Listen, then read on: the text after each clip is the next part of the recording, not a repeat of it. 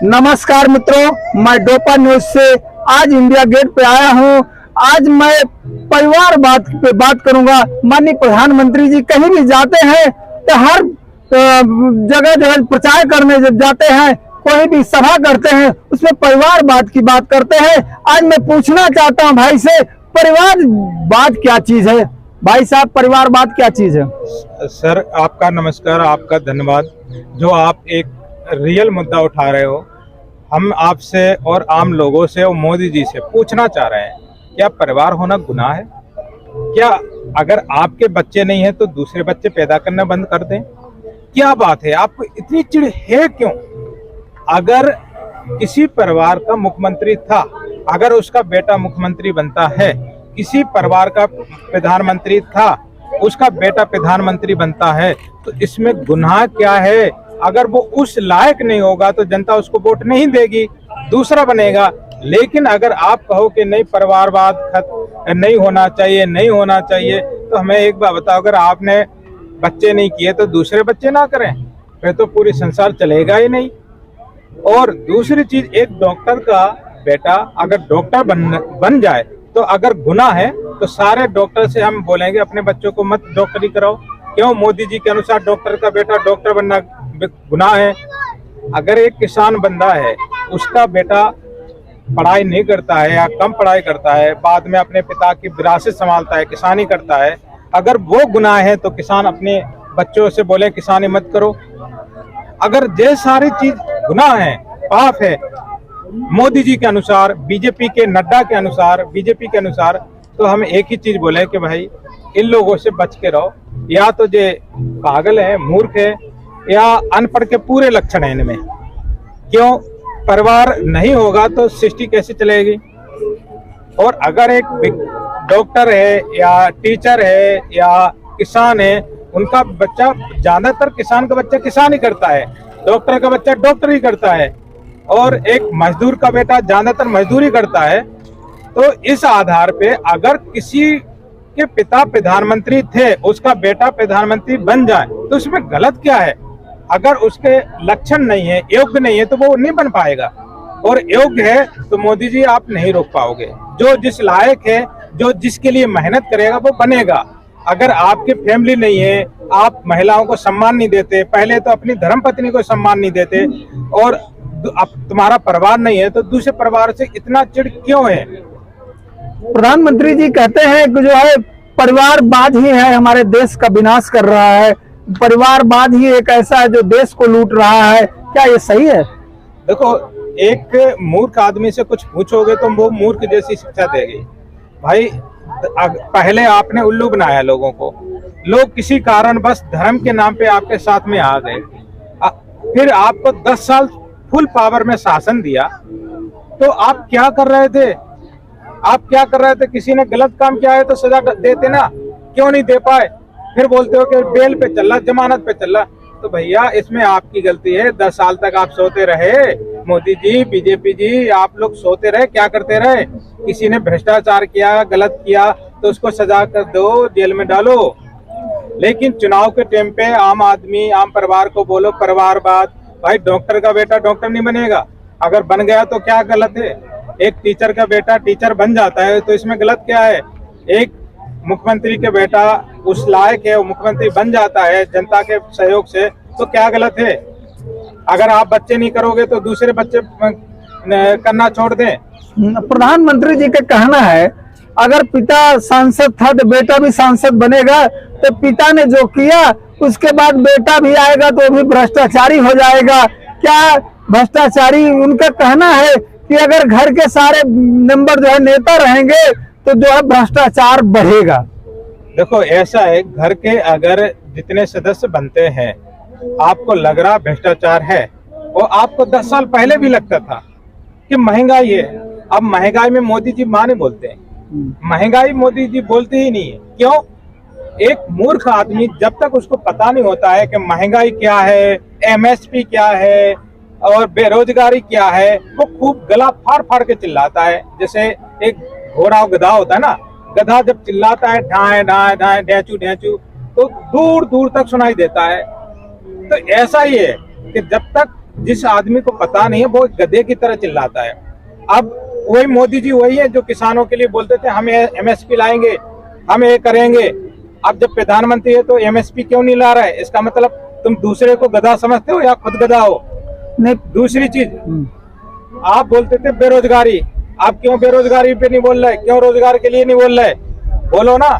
तो इसका मतलब या आप गधा हो या दूसरे को समझते हो गधा। पहले आप बोलते थे महंगाई महंगाई, इतना महंगाई हो गया, ये हो गया। इसका मतलब आप महंगाई पे क्यों नहीं बोल रहे? हर चीज के रेट डबल हो गए। दरअसल बात है भाई, आप गधा हो या दूसरे को गधे समझते हो? दरअसल बात सर, वो तो इतने संवैधानिक पद पे बड़े हैं, वो कुछ भी बोल दे भाई, बोल सकते हैं क्योंकि माननीय प्रधानमंत्री जी है, देश के प्रधानमंत्री है। क्यों बोल सकते? गधा समझ रखा है कि हम अंधभक्त हैं कि जैसा भी बोलेंगे, या मानसिक गुलाम है, जैसा भी बोलेंगे इधर चलो तो उधर चले, ये करो तो वो करें। प्रधानमंत्री जी का कहना जो मैं बोलूंगा वही सत्य है। अच्छा, हाँ, तो क्या ये सही है? क्या प्रधानमंत्री जी सही बोलते हैं? तो जो ऐसा बोल रहे हैं या मोदी जी बोल रहे हैं, अपने मुंह से कुछ भी बोलते रहो, अपने मुंह से कुछ भी बोलते रहो, लेकिन हम मानसिक गुलाम नहीं है, हम गधा नहीं है कि भाई बोले इधर चलो तो इधर चलो, ये करो तो ये करो, ऐसे नहीं है। अच्छा, क्या प्रधानमंत्री जी जो बीजेपी पार्टी है सर, उसमें क्या परिवारवाद नहीं है? क्या उसमें जो है बाप सांसद था बेटा नहीं हुआ? क्या उसमें जो है उनके पिता विधायक थे तो बेटा नहीं हुआ? ऐसा है, इनकी लंबी लिस्ट है। गोपीनाथ मुंडे से लेके, राजनाथ सिंह से लेके, उमा भारती के परिवार से लेके, प्रमोद महाजन के परिवार से लेके, और बहुत सारे इतने हैं। अनुराग ठाकुर के परिवार, ठाकुर परिवार देख लो हिमाचल में। बीजेपी का एक ही सिद्धांत है, जो बीजेपी को वोट ना दे उसका परिवार खराब, उसकी पार्टी खराब, और बीजेपी को जो वोट दे, बीजेपी को जो सपोर्ट करे वो सब अच्छा है। इनका तो एक ही इलाज है कि भाई इन्हें प्यार से आंकड़ों से समझाओ कि भैया जी आंकड़े आपके झूठे हैं कि नहीं है, आप जो झूठ बोल रहे हैं या नहीं बोल रहे हैं। और ना माने तो एक डंडा पकड़ के 4 पिछवाड़े में डंडे चिपकाओ। तो जितने जो अंधभक्त हैं उनकी अंधभक्ति ऐसे खुजला करके बोले कि नहीं नहीं अंधभक्ति नहीं है, हम तो सच्चाई की बात करेंगे, न्याय की बात करेंगे।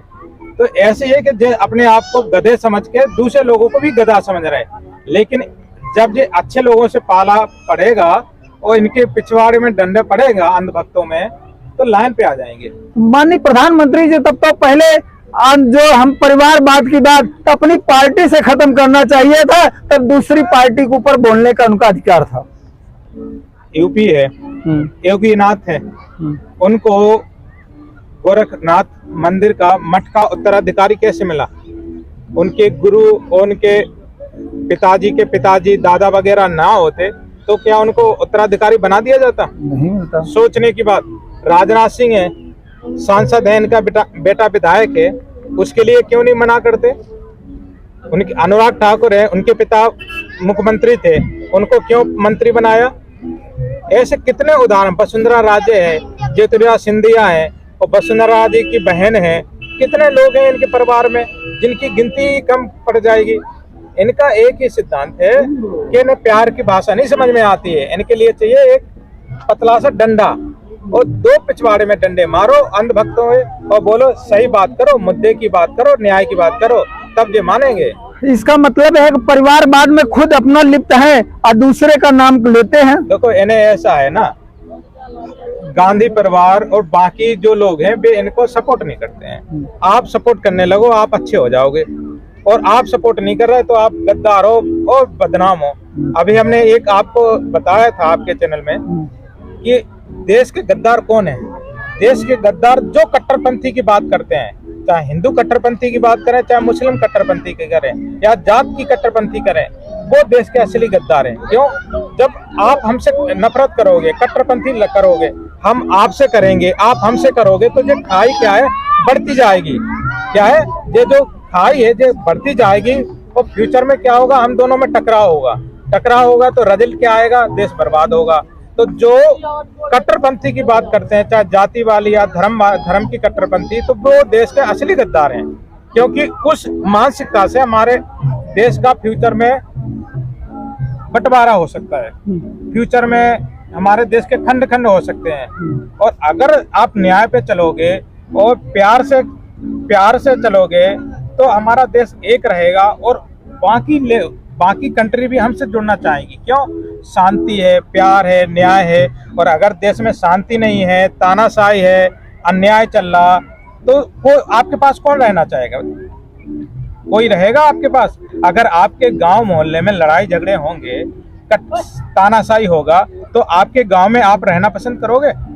नहीं, कोई नहीं पसंद करेगा। तो यही चीज है, वही चीज पूरे देश पे लागू होता है कि अगर हमारे देश में तानाशाही बढ़ेगी, अन्याय बढ़ेगा और कानून का गलत उपयोग होगा, तो हमारे देश में कौन रहेगा?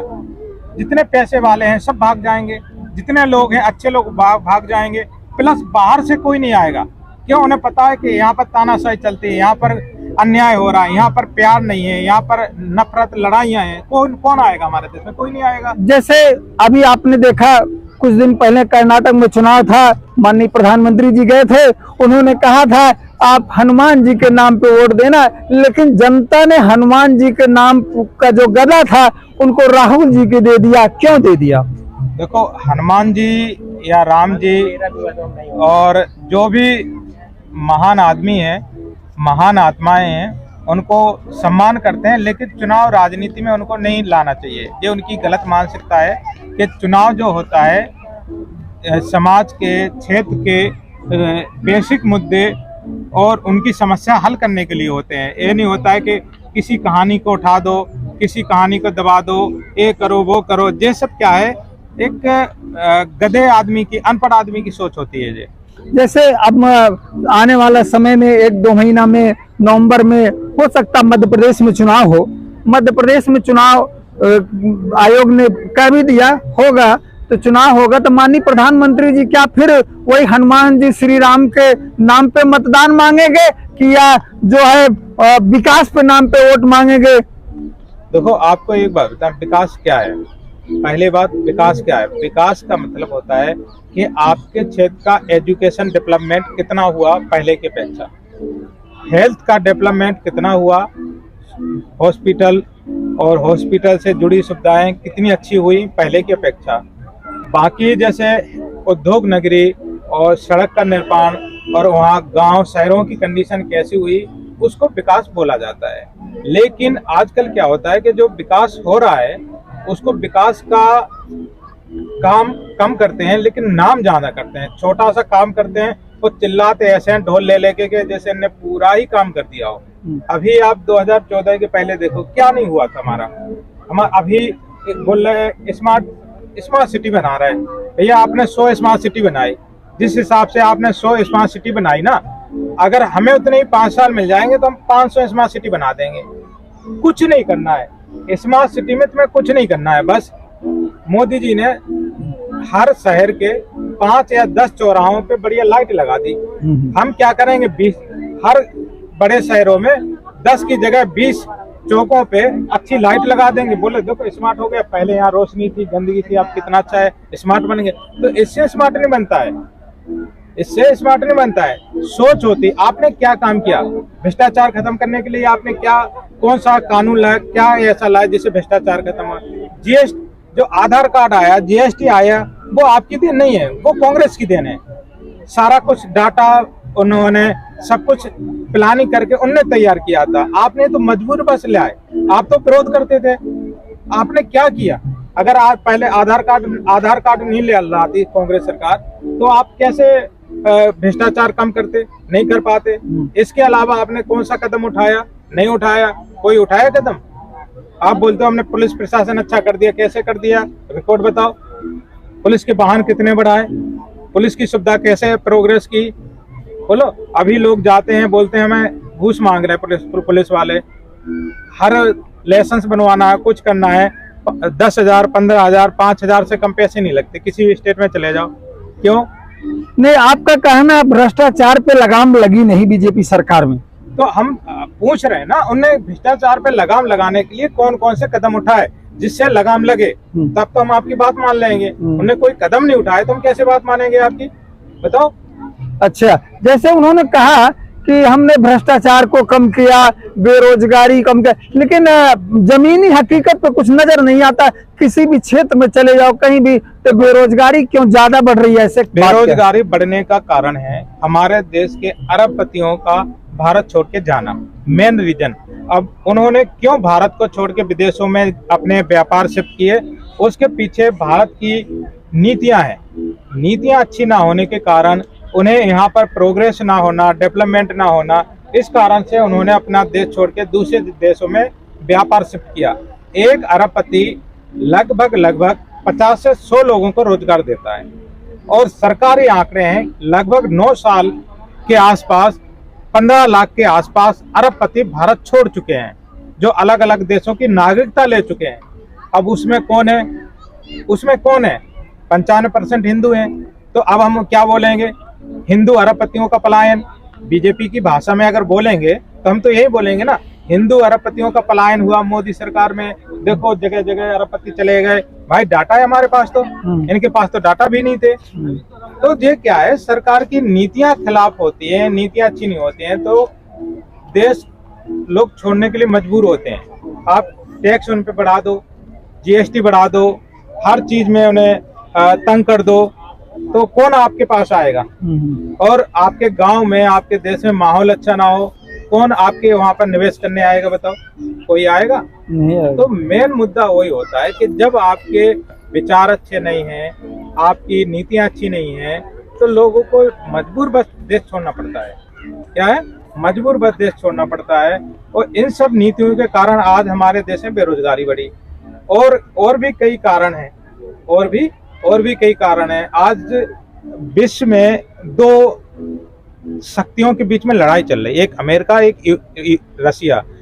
ऐसी कंडीशन में हमारे भारत को मौका था नंबर 1 बनने का। लेकिन एक चीज कहते हैं कि जब देश का नेता मजबूत ना हो, लड़ने वाला ना हो, तो वो क्या देश को मजबूत बनाएगा?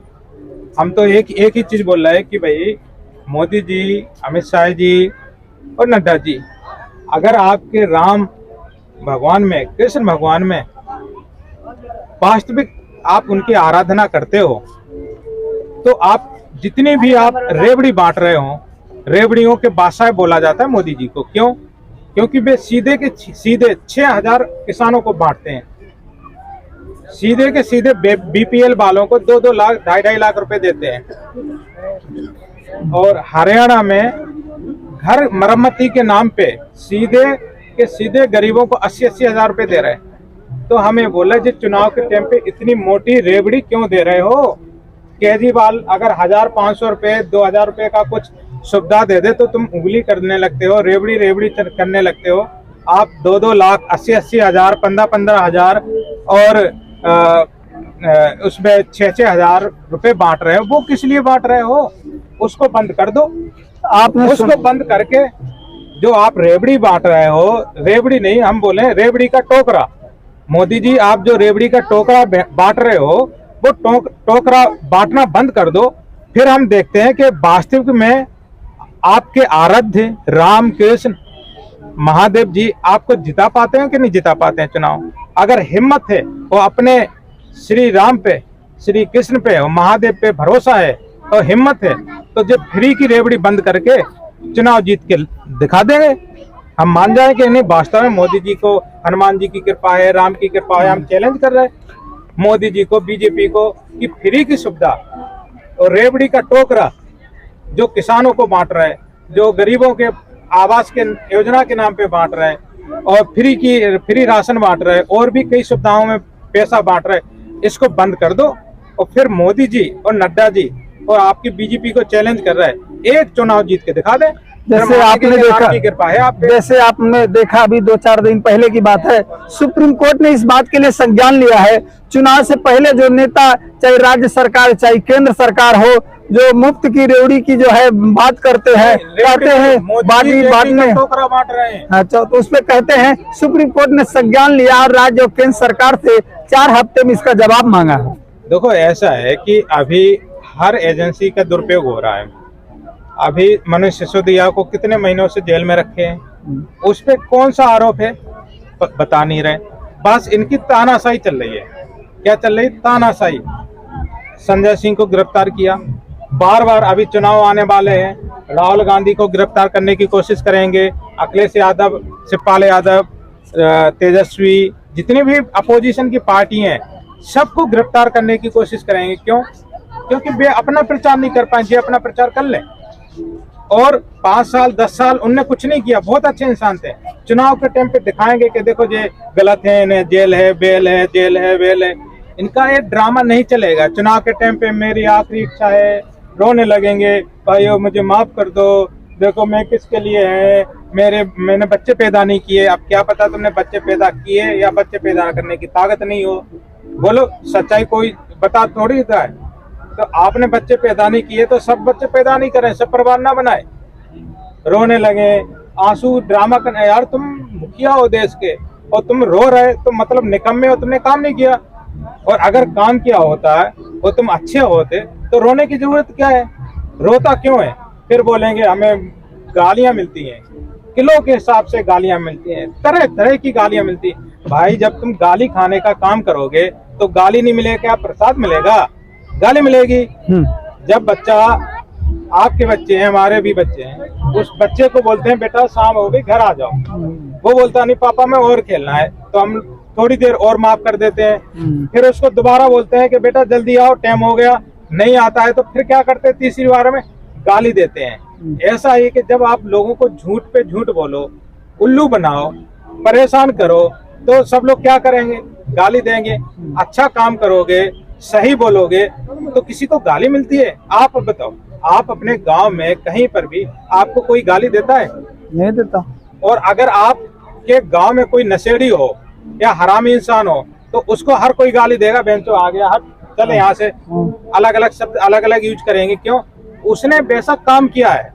जब गाली खाने का काम करोगे तो गाली मिलेंगी, और अगर आप अच्छा काम करोगे तो बोलेंगे अरे पंडित जी आ गए, पंडित जी आओ बैठो, शर्मा जी, मिश्रा जी, यादव जी, जो भी अलग अलग कास्ट के हैं, बहुत सारे मुसलमान हैं, इतना अच्छा काम करते हैं, लोग प्यार से सम्मान देते हैं। तो हर जाति समुदाय में खराब इंसान है, हर जाति धर्म में अच्छे इंसान है। तो अच्छे इंसान का सपोर्ट करो और खराब इंसान को नकारो, क्योंकि न्याय की जीत होगी तभी हमारा देश तरक्की होगा। और जहाँ न्याय है वहाँ शांति है, और शांति और न्याय जहाँ ये दो चीज हैं उस देश का प्रोग्रेस होता है हर चीज में। आज आपको पता है कल कौन सा त्योहार है? नहीं पता। हमारे देश में इतने त्योहार हैं, अगर कल आपकी मैडम को इमरजेंसी हो जाए हॉस्पिटल के लिए, आप जाते हैं, अरे हॉस्पिटल आज छुट्टी है, क्या है आज फलाना त्योहार है, आज फलानी जयंती है। भाई कितनी जयंती मनाओगे, कितने त्योहार? आम आदमी परेशान होता रहे, तुम छुट्टी मनाते रहो वोट बैंक के लिए छुट्टी पे छुट्टी। साल में कितनी छुट्टी मिलती है त्योहार के नाम पे? कितनी मिलती है? जब इतनी छुट्टी करोगे, इतना टाइम बर्बाद करोगे तो आगे कैसे बढ़ोगे? कोई भी टीम जीतती है, कोई भी देश आगे बढ़ता है तो छोटी छोटी कमियां दूर करके बढ़ता है। अब आप बार बार त्योहार मनाओगे, बार बार काम चोरी करोगे, दूसरे लोग उसी समय में काम करेंगे तो वो आगे जाएंगे या आप आगे जाओगे? जैसे प्रधानमंत्री जी कहते हैं मैं 18 घंटे काम करता हूँ, तो 18 घंटा काम करते तब भी अगर विकास नहीं हुआ या किसान संतुष्ट नहीं हुआ, नौजवान बेरोजगार है तो क्यों है? देखो अगर वे बोल रहे 18 घंटे काम कर रहे हैं ना, तो हम बोलेंगे मोदी जी आप 18 घंटे काम मत करो, क्योंकि जिसमें जो अगर 12 घंटे से काम ज्यादा करता है ना, उसमें अकल नहीं होती है, सोचने समझने की ताकत नहीं होती है। तो हम तो अपने प्रधानमंत्री से यही बोलेंगे कि आप 18 की जगह सिर्फ 4 घंटे काम करो, बाकी टाइम आराम करो, क्योंकि जब आराम रहेगा तो आप अच्छा सोचोगे, और जब आराम नहीं होता है तो आप गलत सोचते हो, धार्मिक उन्माद की बातें करते हो और कोई अच्छा योजना नहीं बना पाते हो। आप हमें 10 साल में मोदी जी की एक योजना बता दो जिससे अच्छा काम हुआ हो। देखिए वो तो तमाम गिनाते लगते हैं, गिनतियां कम नहीं होती। हम बताओ ना, राष्ट्रीय लेवल की एक बड़ी उपलब्धि बना दो जो मोदी जी ने बनाई हो। जिसको ABCD नहीं पता वो क्या योजना बनाएगा? अगर आज कुछ भ्रष्टाचार कम हुआ तो कांग्रेस के द्वारा जो आधार कार्ड लाने की योजना थी, आधार कार्ड की योजना से आधार कार्ड लिंक हुआ बैंक से, आपने तो सही कहा, डायरेक्ट पैसा आया। लेकिन इसे मोदी जी ने क्या प्लान बनाया? भ्रष्टाचार रोकने के लिए कोई प्लान बताया हो तो बोलो। मैं पुलिस व्यवस्था को अच्छा करने के लिए कोई प्लान बनाया हो तो बता दो हमें। फिर तो क्या मतलब कुछ ही मतलब 2-4 महीना बचे हैं, हो जो है चुनाव आ गया है केंद्र सरकार का जो है, तो केंद्र सरकार का चुनाव आ गया तो प्रधानमंत्री जी अब देश के हर कोने कोने अपनी उपलब्धियां गिनाएंगे, तो जनता से आप क्या अपील है? प्रधानमंत्री की उपलब्धियों में आपको कोई अच्छाई लगी?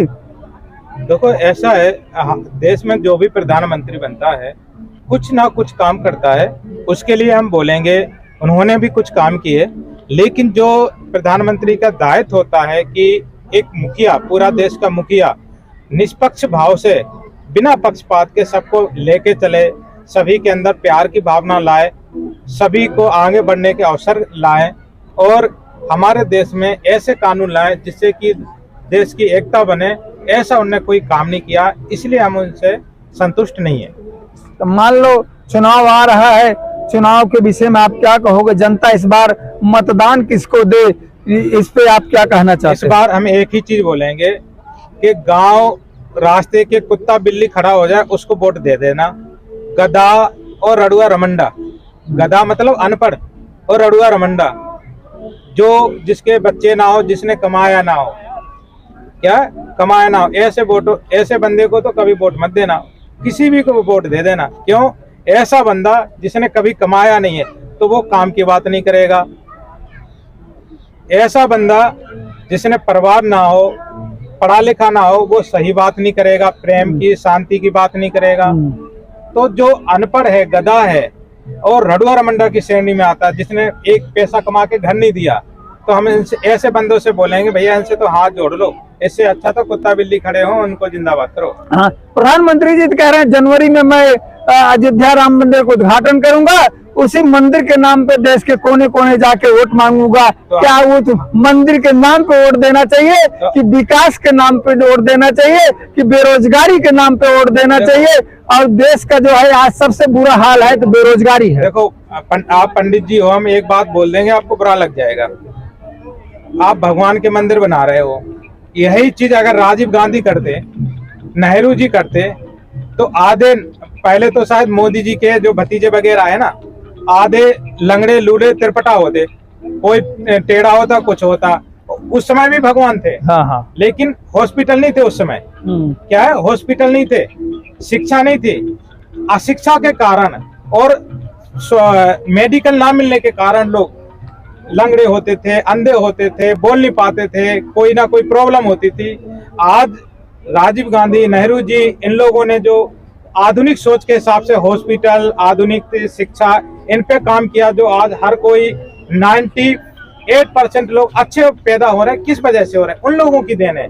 अगर बे मंदिर मस्जिद बना ले होते, भगवान अभी आता है बचाने, अगर आपको कुछ हो जाए आता है। कोरोना ने सबकी आंखें खोली, नहीं तो लोग तो अंधविश्वास में इतने पागल थे कि अल्लाह के नाम पे मर जाएंगे, राम के नाम पे मर जाएंगे। कोरोना में कोई अल्लाह काम आया या राम काम आया? कौन काम आया? कोई नहीं काम आया। तो फिर हमें उनकी क्या जरूरत है? क्या जरूरत है? हाँ, महापुरुष हैं, उनको सम्मान है, नमन है, जय है, लेकिन उनके नाम पे प्रचार करना, लड़ना, जगह जगह मंदिर बनाना, ये पागलपन है। इसको हम पागलपन बोलेंगे। हम भी सम्मान करते हैं, राम, कृष्ण, जीसस, मोहम्मद, सबको सम्मान करते हैं, लेकिन एक लिमिट होती है कि उन्होंने अच्छे काम किए, अपने युग में काम किए। वे भी हमारी तरह एक इंसान थे, राजा थे, बात खत्म। लेकिन उनके लिए लड़ते रहे, मरते रहे, एक ही कहानी सुबह शाम पढ़ते रहे, तो हमसे बड़ा मूर्ख नहीं होगा, मानसिक गुलाम नहीं होगा, अंधभक्त नहीं होगा। आपसे सर लास्ट बात मैं पूछना चाहता हूं कि जो आप जनता के लिए क्या मैसेज देना चाहते हो? 2024 में जो है राम या हनुमान या मंदिर के नाम पे वोट दिया जाए, मस्जिद के नाम पे, या जो हिंदुस्तान का विकास की बात करे उस पे वोट दिया जाए? देखो, जो विकास की बात करे, विकास कब होता है? विकास जब होता है जब देश में शांति हो, भाईचारा हो और यहाँ के लोगों को न्याय मिले। अगर देश में आज की डेट में अन्याय हो रहा, विपक्षी लोगों पे जबरदस्ती मुकदमे हो रहे छोटी छोटी चीज में, और एक तानाशाही हो रहा है, तो इसमें विकास नहीं होता है। विकास कब होता है? जब हमारे देश में भाईचारा हो। विकास कब होता है? जब देश में शांति हो। और यहाँ के लोगों को न्याय मिले, तो हम ऐसे लोग को पसंद करेंगे जो पढ़ा लिखा हो, न्याय पे चले, वो किसी भी जाति धर्म समुदाय का हो, न्याय की बात करे, प्यार की बात करे और समझदार इंसान हो। उसके लिए हम लाइक करेंगे कि वो हमारे देश का नेक्स्ट एमएलए, एमपी और पीएम हो। ठीक है, धन्यवाद आपका। मैं जय किशन मिश्रा जो है